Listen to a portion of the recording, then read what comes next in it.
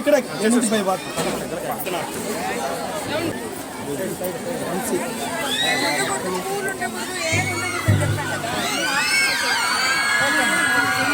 Madam వెనక్కి వచ్చే పిల్లలు వస్తారా వెనక్కి వచ్చేవా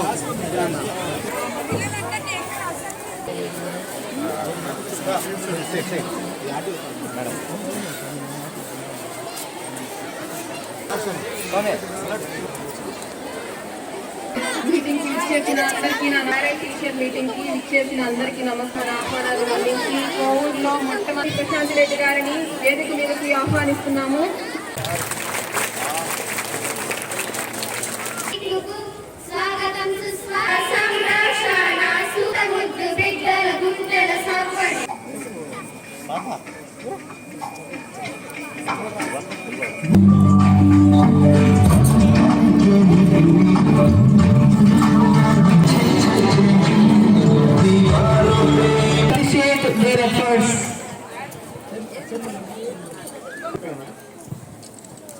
ఉద్దేశించి మాట్లాడవలసిందిగా కోరుతున్నాము. ఆ తల్లిని మనం సన్మానించుకోవాల్సిన polite girl, very polite. Thank you madam గారు. అండ్ వాళ్ళ ఆ పిల్లలను ప్రతిరోజు క్రమం తప్పకుండా సహకరిస్తానని తోడ్పాటు అందిస్తానని అంకిత భావముతో ఉపాధ్యాయులకు సహకరిస్తానని పేరెంట్స్ కూడా తీసుకెళ్ళాలి.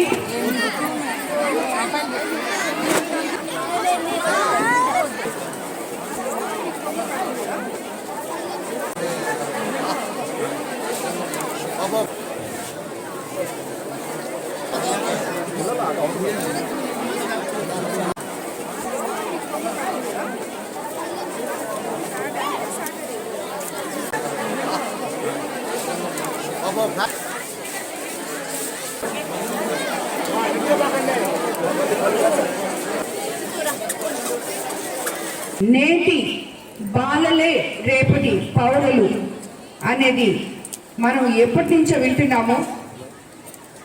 యాక్చువల్గా చెప్పాలంటే మీరే మా భవిష్యత్తు. రాబోయే రోజుల్లో ఈ దేశ భవిష్యత్తుని కాపాడాల్సిన బాధ్యత నేటి పిల్లల్లో ఉంది. కాబట్టి మీ జీవితాల్ని మీరు తీర్చిదిద్దుకోవడానికి ఈ స్కూల్ ఒక ప్లాట్ఫామ్. ఇక్కడ మీకు అందరికీ నేను ఒకటి చెప్పదలుచుకున్నాను. ఈ స్కూల్లో ఉన్న టీచర్స్ కానీ, పేరెంట్స్ కానీ, పిల్లలకు కానీ మనము మన రోజు విధానంలో జీవనం వేరే, జీవితం వేరే. జీవనం అనేది మీరందరూ చదువుకొని మంచి మార్క్స్ తెచ్చుకొని ఉద్యోగాలు చేసి మీ లైఫ్లు మీరు ఎక్కడ కొంచెం కూడా నిరుత్సాహం లేకుండా రేపటి ఆశతో ముందుకు వెళ్ళడం జీవితం అది వేరే. ఏదైనా కానీ ఎన్ని ఆటుపోట్లు వచ్చినా ఇది భగవంతుడు మనకిచ్చిన జీవితం. దాంట్లో ఆ జీవితాన్ని మనకి నిండు నూరేళ్లు తీసుకెళ్ళడానికి మనకి ధైర్యం అనేది ముఖ్యం. ఏది కోల్పోయినా ఏ బిడ్డ కానీ, ఏ తల్లిదండ్రులు కానీ, ఏ ఉపాధ్యాయులు కానీ, ఎందుకు ఉపాధ్యాయులు కూడా కలుపుతున్నారంటే ఒక బిడ్డ చదవకపోతే వీళ్ళు చదవలేదు అనే ముద్ర వాళ్ళ మీద వేయకూడదు. వాళ్ళని చదివించగలిగే శక్తి మీకు రావాలి. అదేవిధంగా మొట్టమొదట ఉండాలి. ఎందుకంటే వాళ్ళు ఇంట్లో ఉండేది, ఈ ఏజ్ ఉన్న పిల్లలు ఇంట్లో ఉండేది చాలా తక్కువ సమయం. మీ దగ్గరే, ఈ స్కూల్లోనే, మీ కనుసన్నల్లోనే వాళ్ళు తిరుగుతూ ఉంటారు. ప్రతి బిడ్డని మీ బిడ్డగా అనుకుంటే ఉపాధ్యాయులు ఏ బిడ్డ కూడా దాన్ని అతిక్రమించి, మీ ప్రేమని అతిక్రమించి చెడు దోవలు పట్టరు అని చెప్పి నేను అనుకుంటున్నాను. ఎందుకంటే వాళ్ళ తల్లిదండ్రుల కన్నా ఈ పిల్లల గురించి మీకే ఎక్కువ వాడి బాగోగులు తెలుసు.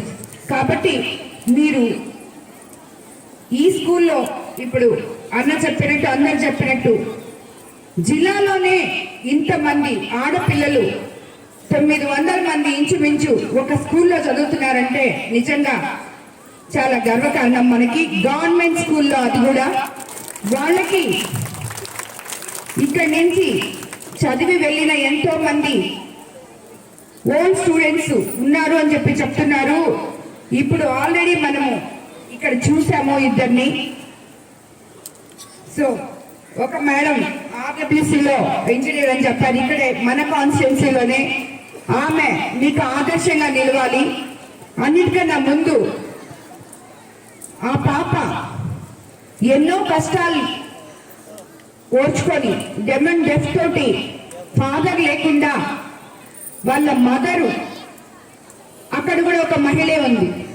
ఆమె అంత కష్టపడి ఆ పాపని 75% మార్క్స్తో ఈ స్కూల్ నుంచే తీసుకెళ్ళిందనడం నిజంగా నాకు చాలా గర్వంగా అనిపించింది. అదే కాకుండా ఈ స్కూల్లో ఇంతమంది పిల్లలు తల్లిదండ్రులు అందరూ ఉన్నారు కాబట్టి చెప్తున్నాను, ఆ తల్లి కూతుర్లే మీ అందరికీ ఆదర్శం కావాలని చెప్పి కూడా నేను చెప్తున్నాను. వేరే ఎక్కడో మనకి ఎవరో ఇన్స్పిరేషన్ కాదు, వీళ్ళే మీకు ఇన్స్పిరేషన్. ఇక్కడ చదివి ఇక్కడ ఉద్యోగం చేస్తున్న ఈ టీచర్స్, ఇక్కడ ఇప్పుడు ఆ పాప 10th క్లాస్ చదివిందని చెప్పారు కదా, ఆ పాప, అదేవిధంగా ఇక్కడ ఎంతో మంది ఇక్కడికి వెళ్ళిన ఆర్డబ్ల్యూసీ ఇంజనీర్ గా, వీళ్ళందరూ కూడా మీకు ఇన్స్పిరేషన్ కావాలి. ఈరోజు గవర్నమెంట్ లో ఈ స్కూల్ కి నేను లాస్ట్ టైం వచ్చినప్పుడు కాంపౌండ్ వాళ్ళు చూశాను, చాలా అంతా పడిపోయి ఉందని చెప్పి పిల్లలు అడగడం జరిగింది. దానికి నిన్ననే ఒక 10 లక్షలు మన జిల్లా పరిషత్ నుంచి శాంక్షన్ అయింది. అతి తొందరలో మీకు కాంపౌండ్ వాళ్ళు కూడా కట్టించబోతున్నాం. అలాగే టాయిలెట్స్ కూడా ఒక 5 లక్షలు శాంక్షన్ చేయించాం. ఆ వర్క్ కూడా ఇమీడియట్ గా స్టార్ట్ చేయబోతున్నాం.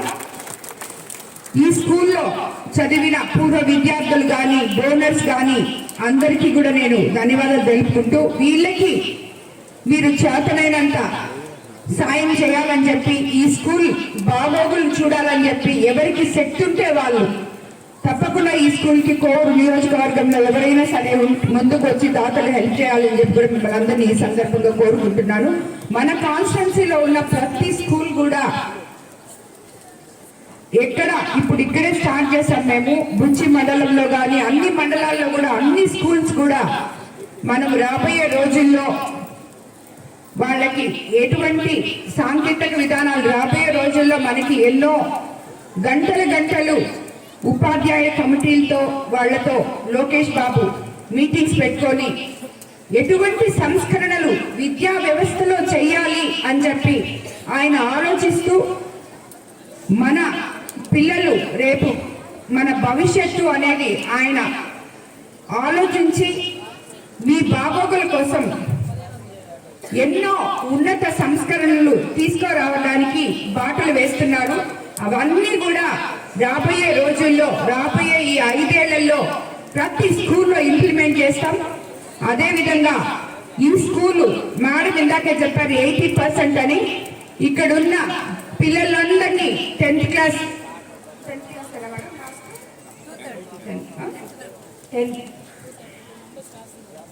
ఈసారి ఇప్పుడు 232 మెంబర్స్ 10th క్లాస్ ఎగ్జామ్స్ రాస్తున్నారని చెప్తున్నాను.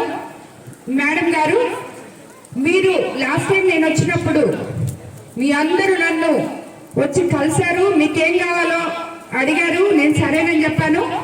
ఇప్పుడు మిమ్మల్ని 232 స్టూడెంట్స్ ని 100% పాస్ రావాలని, అందరికి 100% మార్క్స్ రావాలని మీరు అదంతా తెచ్చి నాకు గిఫ్ట్ గా ఇవ్వాలని మిమ్మల్ని అందరినీ అడుగుతున్నాను. సో పిల్లలందరూ కష్టపడి చదివి ఆ మార్క్స్ తెచ్చుకోవాలి, స్కూల్కి మంచి పేరు తీసుకురావాలి. అదేవిధంగా ఇందాక కొంతమంది చెప్పినట్టు మనకి టెక్నాలజీ ఎంతో పెరిగిపోయింది, ప్రతి ఒక్కటి మీకు అందుబాటులో ఉంది రోజు. కానీ ఆ టెక్నాలజీని చూసి మీరు పెడతోవలు పట్టద్దని, మిమ్మల్ని మీరు సంస్కరించుకోవాలని, దాంట్లో ఏదైతే మంచి ఉంటుందో అదే తీసుకోవాలని, అండ్ ఎప్పుడు కూడా ఇక్కడ అందరూ ఆడపిల్లలు ఉన్నారు, మీకు ప్రత్యేకంగా చెప్తున్నాను, ఎప్పుడు కూడా సెల్ఫ్ రెస్పెక్ట్ అనేది చాలా ఇంపార్టెన్స్, సరేనా? ఎప్పుడు కూడా ఆత్మవిశ్వాసము, సెల్ఫ్ రెస్పెక్ట్ అనేది చాలా అవసరం ప్రతి ఆడపిల్లకి ఈ రోజుల్లో. మీరు ఏ పని చేస్తున్నా 10 సార్లు ఆలోచించి, ఇది మీ జీవితం, మీ భవిష్యత్తు, మీ తల్లిదండ్రులు ఈ రోజుల్లో ఏది మంచో ఏది చెడో మీరు చదువుకోవడానికి అన్ని మీ ముందరున్నాయి, అది చూసి మీరు నేర్చుకోవాలి. కానీ ఎక్కడ పెడతో పట్టకూడదు. పట్టిన తర్వాత దాన్ని తట్టుకోలేక, ధైర్యం లేక ఎంతో మంది ఈ రోజుల్లో ఆశ లేక ఆత్మహత్యలకి పాల్పడుతున్నారు. ఇది చాలా తప్పు. ఎందుకంటే ప్రతి ఒక్కరు కూడా ఏదైనా కానీ తట్టుకునే శక్తి మనకు ఉండాలి, ధైర్యం ఉండాలి. చదువు రాకపోతే ఈ రోజు కాకపోతే రేపు వస్తుంది, బట్ చదవడం మన విధి, తప్పకుండా చదవాలి.